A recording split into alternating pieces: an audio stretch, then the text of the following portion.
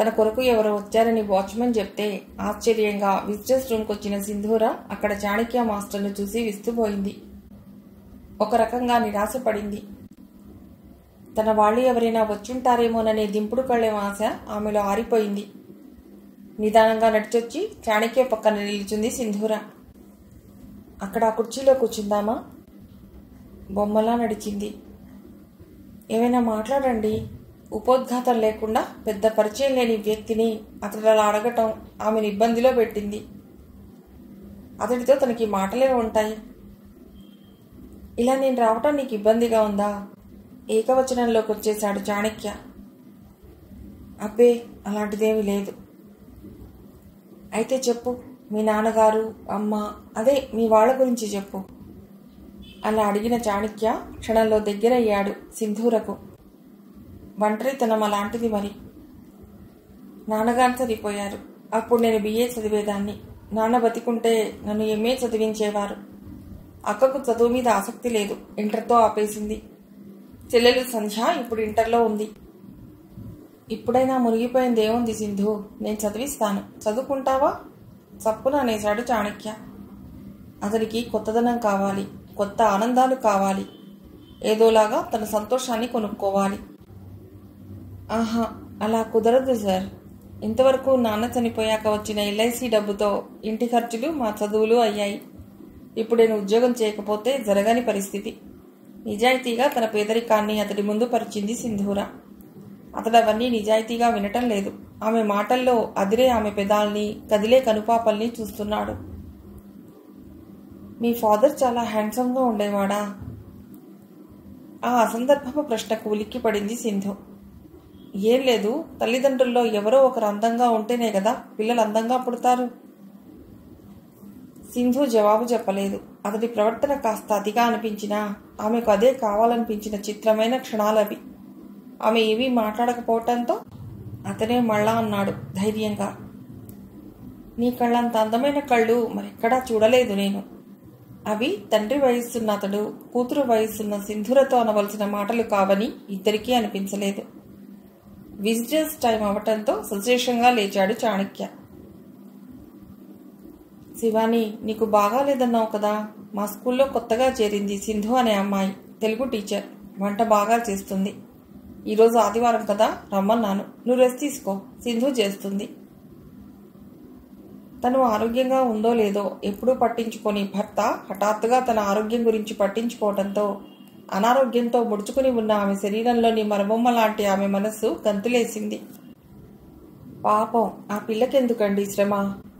ఎలాగోలా లేచి 4 మెతుకులు వండలేనా? మొహమాట పడి భర్త దగ్గర మరిన్ని మార్కులు సంపాదించాలని ఆశపడింది ఎండిపోయిన ఆమె మనస్సు, కొత్త చిగుళ్ళు తొక్కుకుంటూ. పర్వాలేదు, సింధు ఏమీ అనుకోదు, పాపం మంచిది. ఎంత మంచిదైనా తొలిసారి మన ఇంటికి వస్తుంటే బాగుండదులేండి. నేను లేచి అంతో ఇంతో చేస్తాను. అలాగే, నీ ఇష్టం. శివాని ఇక మంచం మీద ఆగలేకపోయింది. తొలిసారి వచ్చే అతిథి, అది ఆమె భర్త సహ టీచర్. తను పడుకోవటం అదే మర్యాద. ఆమె బలవంతంగా లేచింది, ఇల్లంతా సర్దింది. రోజు తను చేసే దానికంటే మరో కూర ఎక్కువే చేసింది. స్వీట్ తయారు చేయబోతుంటే ఓ మెరుపుతీగ ఆ ఇంట్లోకి ప్రవేశించింది. రా సింధు, కూర్చో అని ఆమెకు మర్యాద చేసి లోపలకు కేకేశాడు చాణక్య. సింధు వచ్చింది, లోపల ఏం చేస్తున్నావు? చేతులు నాప్కిన్తో తుడుచుకుంటూ వచ్చింది శివాని. చక్కని అమ్మాయి అని మనసులోనే అనుకుంటూ ఆమె పక్కన వచ్చి కూర్చుంది. సింధు, మా శివాని, పరిచయం చేశాడు చాణక్య. ఆ పరిచయంలో ఏదో లోపం కనిపించింది శివానికి. ఆ లోపం ఏమిటో ఆమెకు బోధపడలేదు. సింధు లేచి నిల్చుంది. అలా నిల్చున్న సింధుని చేయి పట్టుకుని కూర్చుండబెట్టింది శివాని. మీ ఆరోగ్యం ఎలా ఉంది? వినిపించి వినిపించినట్లు అడిగి సిగ్గుపడుతూ నవ్వింది సింధూర. మంచి అమ్మాయిలా ఉంది అనుకుంది శివాని. నా హెల్త్ బాగుంది. నువ్వు లేమ్మా, భోజనం చేద్దువు గాని లేవబోయింది శివాని. చప్పున భార్య భుజం మీద చేయి వేసి కూర్చోబెట్టాడు చాణక్య. అదేమిటి, నువ్వు వంట చేశావా? చేయొద్దన్నాను కదా. నీకు అసలే ఆరోగ్యం బాగలేదు, సింధు చేసి ఉండేది కదా. శివాని ఆశ్చర్యపోయింది. తను లేచి ములుగుతూ వంట చేయటం భర్త చూస్తూనే ఉన్నాడు కదా. అలా ఎన్నో మార్లు అనారోగ్యంతో తను పనిచేసినప్పుడు తననెప్పుడూ అభ్యంతర పెట్టలేదు కదా. ఏమిటో ప్రతిదానికి ఆలోచనలే. మనస్సుని విసుక్కుని మరలా లేచి నిల్చుంది శివాని. భలే వారే, పాపం చిన్నపిల్ల, పైగా మన అతిథి. ఆ అమ్మాయితో వంట చేయించడం ఏమిటి? నువ్వు రా అమ్మా, మీరు రండి, అందరం కలిసే భోంచేద్దాం. సింధూర చాణక్య వైపు చూసింది. అతడు లేవమన్నట్లు సైగ చేశాడు. ఆమె లేచి నిల్చుంది. సిగ్గుపడుతూ 3 అడుగులు వేసింది ముందుకి. అటు కాదు, ఇటు సింధు, రా ఇలా. చిత్రంగా చూసింది శివాని. కళ్లల్లోకి లేని సత్తువ తెచ్చుకుని గబగబా వంటింట్లోకి వెళ్ళి కూరలన్నీ తెచ్చి డైనింగ్ టేబుల్ మీద పెట్టి చూస్తే అప్పటికే సింధు ప్లేట్లో అన్నం వడ్డించేస్తున్నాడు చాణక్య. ఈయనెప్పుడు ఇంతే, కాస్తైనా బెట్టుగా ఉండడు. తను వస్తుంది కదా, క్షణంలో వడ్డించేది కదా. సింధు, మామిడికాయ పప్పు మా శివాని చాలా బాగా చేస్తుంది. తిని రుచి చూసి మీ మేడంని అభినందించు. భర్త వైపు మురిసిపోతూ చూసింది శివాని. బాగుంది. నోట్లో ముద్ద గొంతులోకి దిగకుండానే శివానీని ముక్తసరిగా ప్రశంసించింది సింధూర. మీ అమ్మ వాళ్ళు ఏం చేస్తుంటారమ్మా? వాళ్లకు సొంత సేద్యం ఉంది. ఉద్యోగాలు చేయరనే గాని మనకన్నా ఉన్నవాళ్లే మధ్యలో కలుగజేసుకుని తన భర్త మాట్లాడటం ఎందుకో శివానికి నచ్చలేదు. అతడలా అబద్ధం చెప్పటం సింధుకి నచ్చలేదు. ఏమ్మా, ఇంకాస్త పప్పు వేయనా? ఏమిటో ఇంకా అప్పడవే తాకలేదు.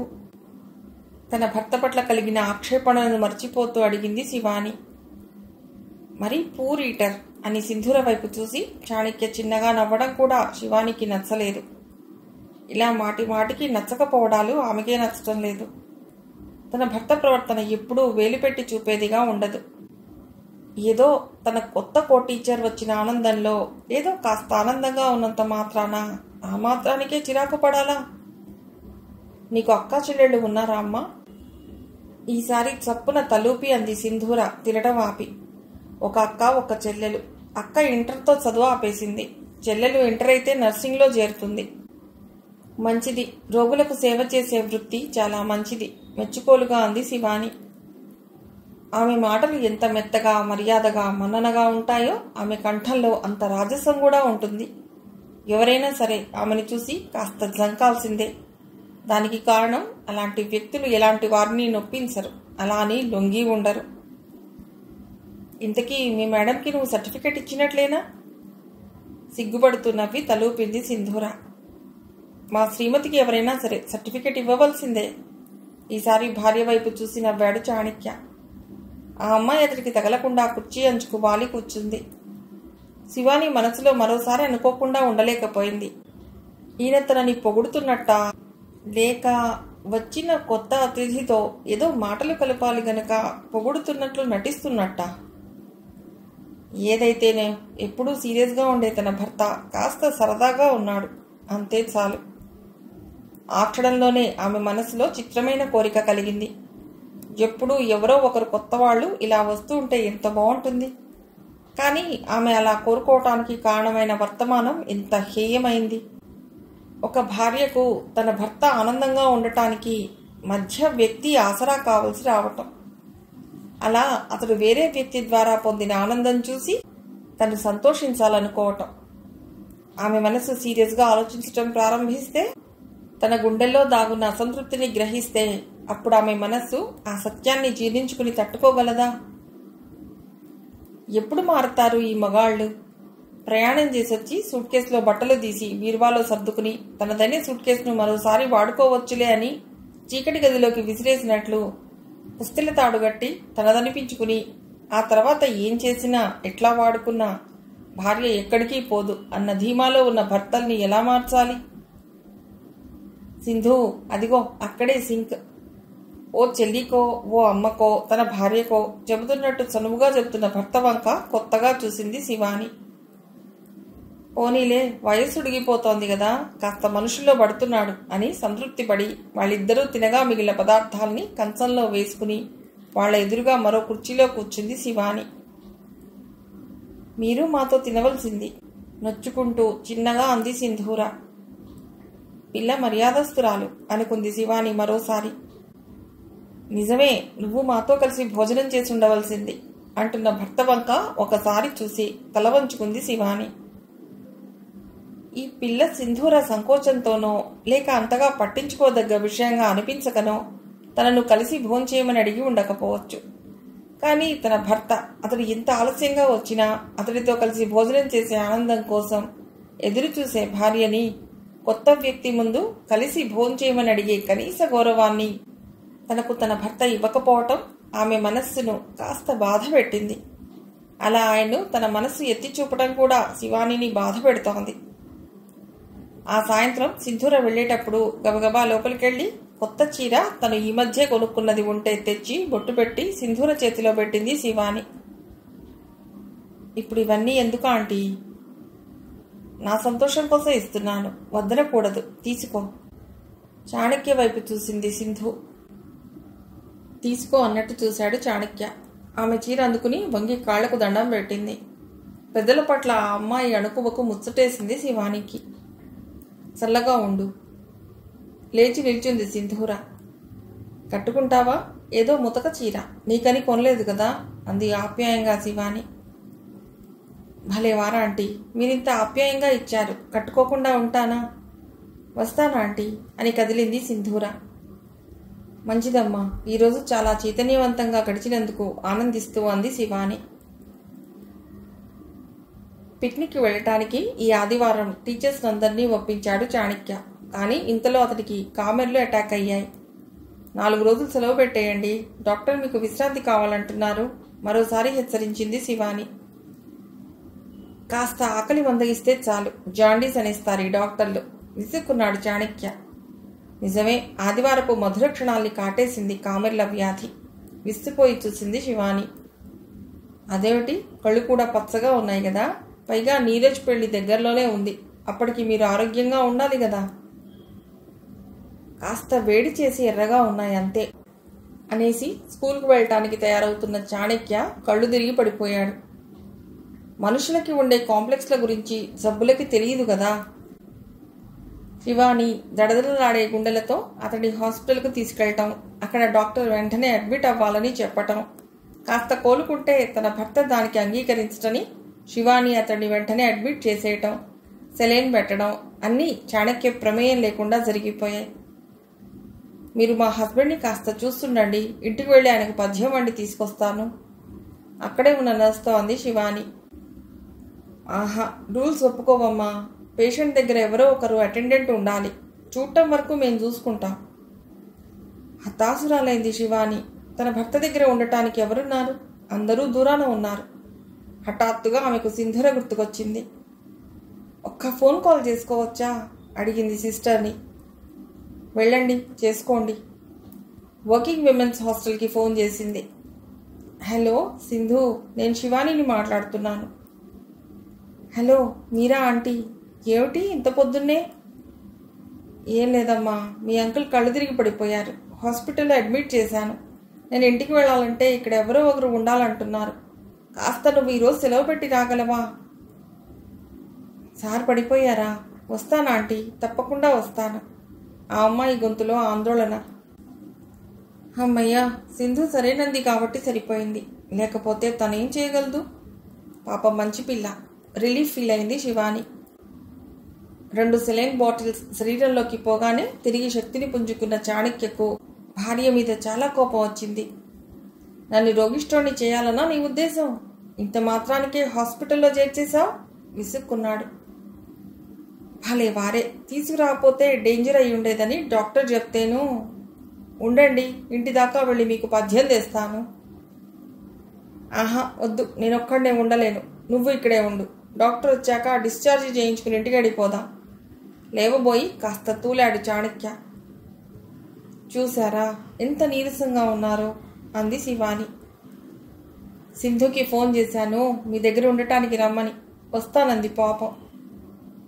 చాణక్యలో కోపం, విసుగు, ఒంటరిననే భావం, శారీరక నీరసం అన్ని ఒక్క క్షణంలో ఎగిరిపోయాయి. మనసు లోపల ఎగిసిపడిన సంతోషాన్ని నిగ్రహించుకోవటానికి ఒక్క నిమిషం టైం తీసుకుని ఆ తర్వాత అన్నాడు చాణక్య. సరే వెళ్ళు. ఇప్పుడేనా? సింధూరని రానివ్వండి.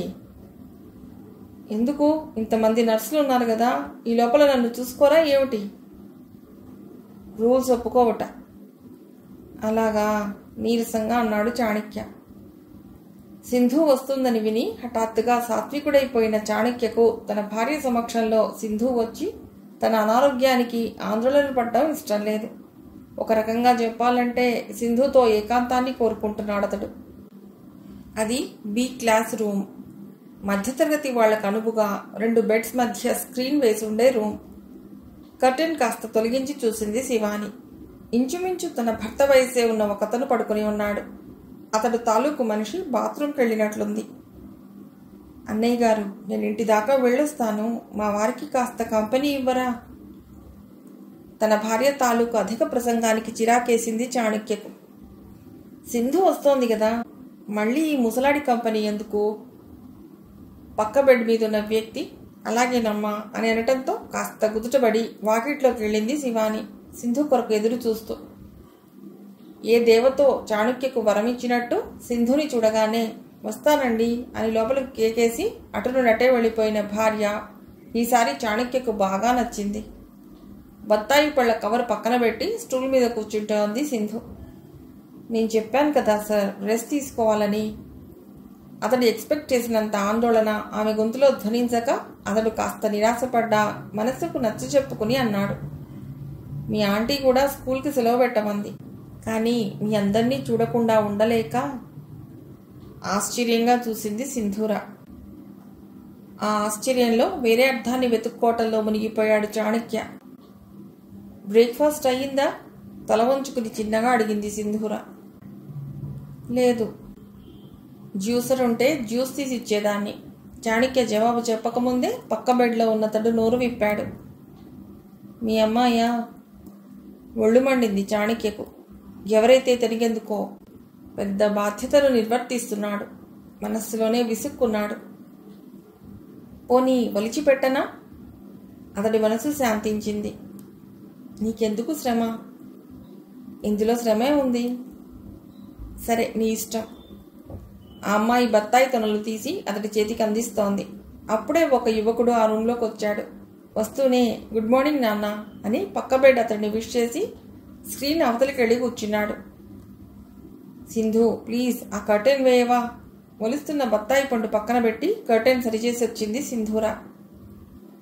జబ్బు మనిషికిలాగా ఇవన్నీ ఏమిటి అని సింధు అందించిన బత్తాయి తొనలు అందుకున్నాడు చాణక్య. జాండీస్ జబ్బెలా అవుతుంది? ఈ 4 తొనలు తినేసి పడుకోండి సార్, ఆంటీ వచ్చాక లేపుతాను అంది సింధు ఓదార్పుగా. ఏమైనా కబుర్లు చెప్పు సింధు, బోర్ కొడుతోంది. కబుర్లా? ఏం కబుర్లు ఉంటాయి? మీరు నిన్న స్కూల్కి వస్తిరి. అబ్బా, స్కూల్ కబుర్లా వద్దు, నీ గురించి చెప్పు. నీకు ఈ స్కూల్లో ఎలా ఉంది సింధు? కొత్తగా ఇబ్బంది ఏం లేదు కదా? తిరిగి అడిగాడు చాణక్య. ఇబ్బందా? అలాంటిదేమీ లేదు. పైగా మీరు నన్ను పరాయిదానిగా చూడటం లేదు కదా, ఆంటీ కూడా అంతే. మరి హాస్టల్ ఎలా ఉంది? హాస్టల్లో ఇబ్బందే, కట్టేసినట్టు ఉంటుంది. అన్నిటికీ రిస్ట్రిక్షన్స్, పైగా రకరకాల మనుషులు. సింధూర ఎప్పుడూ చాలా మెత్తగా, చాలా మెల్లిగా, కాస్త సిగ్గుమిళితమైన చిరునవ్వుతో మాట్లాడుతుంది. ఆ నవ్వంటే పడి చూస్తాడు చాణక్య. పోనీ ఒక ఇల్లు తీసుకుని ఉండకూడదు? సూటిగా అర్థవంతంగా కళ్ళలోకి చూస్తూ మాట్లాడుతున్న చాణక్య చూపుల్ని తప్పించుకుంటూ కళ్ళు వాల్చుకుంది సింధూర. ఆమెకు ఈ రకం ఇంపార్టెన్స్ ఇవ్వటం ఆనందంగానే ఉంది. కాస్త తెరవబడి ఉన్న తెరచాటు నుండి ఓ యువకుడు సింధూరనే గమనిస్తూ ఉండటం చాణక్య చూపుల్ని దాటిపోలేదు. సభ్యత తెలియని మనుషులు, మనస్సులోనే గొడుక్కున్నాడు చాణక్య. కర్టెన్ వేయాలని కొద్దిగా లేచాడు. ఏంటి సార్ చెప్పండి, నేను చెయ్యనా? మీరెందుకు లేవటం? ఏం లేదు. ఆ పక్క బెడ్ అతడి కోసం వచ్చాడు ఓ కోనంగి వెధవ, నీ వైపే చూస్తున్నాడు రాస్కెల్. ఈ సైడ్కి వంగి సింధూరకు చాలా దగ్గరగా జరిగి ఆమె భుజాల్ని తాకుతూ రహస్యంగా చెప్పాడు చాణక్య. ఎవరైనా తమని చూశారేమోనని అటు ఇటు చూసింది సింధూర. ఆ తర్వాత వాళ్ళిద్దరి మధ్య అవసరం లేని ఎన్నో మాటలు దొర్లాయి. శివాని క్యారియర్తో పాటు తన భారీ శరీరాన్ని కూడా మోసుకుంటూ వచ్చింది. ఇంతవరకు గలగలా మాట్లాడిన సింధూరకు శివానితో మాట్లాడటానికి ఒక్క వాక్యం కూడా దొరకలేదు. థ్యాంక్స్ అమ్మా సింధు, పిలవగానే వచ్చావు పాపం. ఇంత మాత్రానికే థ్యాంక్స్ ఎందుకులేండి. క్యారియర్ అందుకుంటూ సంకోచపు నవ్వు నవ్వింది సింధూర. ఇంత ఆలస్యం చేస్తే ఎలా? పాపం సింధు వెళ్ళిపోవద్దు. మనసులోని ఆలోచనకు భిన్నంగా అన్నాడు చాణక్య. ఎక్కడా? మనస్సు మీ దగ్గర, శరీరం ఇంట్లో. ఓ పట్టాన పని తెగలేదు. సారీ అమ్మా, నొచ్చుకుంటూ అంది శివాని. భలే వారే ఆంటీ, ఆ రోజు మీరు జ్వరంతో ఉండి కూడా నాకు మంచి భోజనం పెట్టలేదా? దాని ముందు నా హెల్ప్ ఏపాటిది? సిగ్గుపడుతూ అంది. తన భర్త మరో అమ్మాయికి తన మనసులో స్థానం కల్పిస్తుంటే అవేవీ తెలియని శివాని మనసులో మరో మారనుకుంది, సింధు మంచి పిల్ల అని. వస్తానాంటీ, హ్యాండ్ బ్యాగ్ తగిలించుకుని చెప్పులు వేసుకుంటూ బయలుదేరబోయింది సింధూర. భోజనం చేసిపోరాదు అనేసి నాలుగు ఖర్చుకున్నాడు చాణక్య. కర్టెన్ అవతల యువకుడు హడావుడిగా బయటికి వెళ్ళాడు. తినేసి పొమ్మా అని మొహమాటానికి అంది శివాని. నిజానికి ఆమె తెచ్చిన క్యారియర్లో మరో మనిషి తినేంత లేదు. వద్దాంటీ, నాకు మెస్లో ఫుడ్ ఉంటుంది, వెళ్ళి తింటాను అనేసి ఒక్కసారి చాణక్య వైపు చూసి వీడ్కోలు తీసుకుంటున్నట్టు ఒక్క చూపు విసిరి బయటకు వచ్చింది సింధూర. కుటుంబాన్ని, పరిసరాన్ని వదిలి వచ్చిన సింధూరకు చాణక్య తన మనిషిగా అనిపిస్తున్నాడు. అతడు ఆమెకు ఓ తోడు, ఓ ధైర్యం.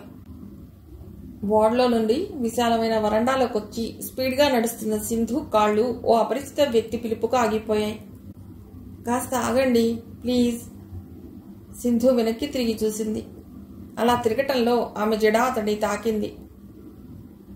నా పేరు సందీప్. అతడు ఆగాడు. ఆమె మాట్లాడలేదు. సారీ, మిమ్మల్ని ఇబ్బంది పెడుతున్నట్లున్నాను.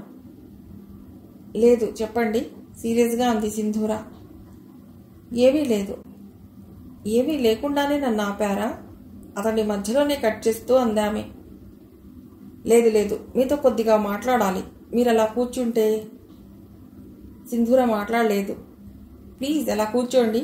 ఆ కారిడార్లో పేషెంట్స్ కోసం వేసున్న కుర్చీలు చూపించాడు సందీప్. మెల్లిగా ఒక చైర్లో కూర్చుంది సింధూర. పక్క కుర్చీలో కూర్చుంటూ అన్నాడు సందీప్. మీతో నాకు స్నేహం చేయాలనుంది. కానీ నాకు లేదు. వెంటనే జవాబు చెప్పేసింది సింధూర. న్యాయమే, నేనెవరినో తెలియకుండా మీరు నాతో స్నేహం ఎలా చేయగలరు? మీ పక్క బెడ్లో ఉండేది మా నాన్నగారే. మిమ్మల్ని ఆ రూమ్లో చూసిన మొదటి క్షణంలోనే ఎందుకో మీతో స్నేహం చేయాలనిపించింది. మీరు నన్ను అపార్థం చేసుకోవద్దు. ఊరికి కొత్తగా వచ్చాను. ఇక్కడ స్నేహపాత్రులు ఎవరూ నాకు కనిపించలేదు. ఆగాడతడు. క్షమించాలి, నాకు మగవాళ్లతో స్నేహం చేసే అలవాటు లేదు నిక్కచ్చిగా అనేసింది సింధూర. ఒక రకంగా చెప్పాలంటే ఆమె చాణక్య ఇన్ఫ్లుయెన్స్లో ఉంది. కొండంత అండగా అతడుండగా మరొకతడితో తనకు పనేమిటి అనే ఇన్వాల్వ్మెంట్లో ఉంది ఆమె. రోజులు మారాయండి, మీరు మారాలి. ఈ పిల్లవాడికి మనసులో ఏదీ దాచుకోవటం అలవాటు లేనట్లుంది. రోజులు మారితే మారనివ్వండి. నేను మారాలని రూల్ లేదు కదా. రూల్ లేదు నిజమే. పోనీ మీ పేరు చెప్పండి. మీకు నా పేరు అంత అవసరమా? ఈ హాస్పిటల్లో చాలామంది అమ్మాయిలు తిరుగుతున్నారు. వాళ్ల పేర్లు అడిగానా? మీ పేరే కదా అడుగుతున్నాను. ఆ మాత్రం మీరు నా మనసును అర్థం చేసుకోలేరా? విసుగ్గా చూసింది సింధూర. అదే నా పేరు మీకెందుకనే కదా అడుగుతున్నాను నేను. మీరు చిన్నపిల్లలో మాట్లాడుతున్నారు. మీరు నాకు నచ్చారు. మీతో స్నేహం చేయాలని ఉంది. చెప్పాను కదా. సింధూర గుండెలు వేగంగా కొట్టుకుంటున్నాయి. చప్పున లేచిందామె. ఇలాంటి పరిస్థితి ఆమెకు ఎప్పుడూ ఎదురు కాలేదు. నేను ఇందాకనే చెప్పాను మీకు, మీతో స్నేహం చేయాలని లేదని నాకు. సారీ, లేవకండి. ఓ అపరిచిత యువకుడు ఓ అమ్మాయిని మీతో స్నేహం చేయాలని ఉందనటం తప్పే. కానీ ఏం చేయమంటారు? మనసులో ఏదీ దాచుకోవటం నాకు చేత కాదే. పోనీలేండి, ఈ రోజుకి మీ పేరు చెప్పండి చాలు. నేను చెప్పను విసురుగా అనేసి అంతే విసురుగా వెళ్ళిపోయింది సింధూర. అతడు బలంగా నిరాశపడ్డాడు. ప్రస్తుతం అతడు పెళ్లిచూపుల పర్వంలో ఉన్నాడు. సింధుని చూసిన తొలి క్షణంలోనే తనలో కలిగిన ఈ స్పందన, గుండెల్లో ఏదో అలజడి, ఆమె తనకు కావాలనే బలమైన భావన. మిగిలిన కథ తర్వాతి భాగంలో.